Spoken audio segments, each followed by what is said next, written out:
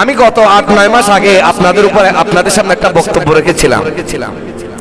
এ তথাকথিত তৌহিদি জনতারা যদি আমাদের রাষ্ট্রের দায়িত্বে আসে, আমরা আপনারা কবরে নিরাপদ থাকবো না। এটা আমি 8-9 মাস আগে বলেছিলাম এই মিম্বারে দাঁড়িয়ে। এর প্রমাণ আপনারা দেখতে পেলেন গত 4-5 দিন আগেই।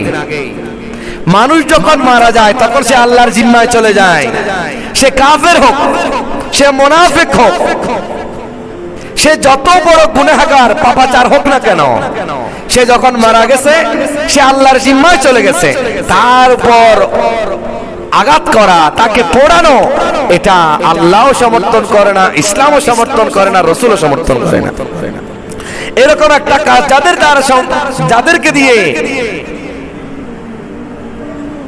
করা সম্ভব হয়েছে, তারা কখনো ইসলামের জন্য কল্যাণ আনতে পারে না। তাদের থেকে আমাদের সতর্ক থাকা উচিত।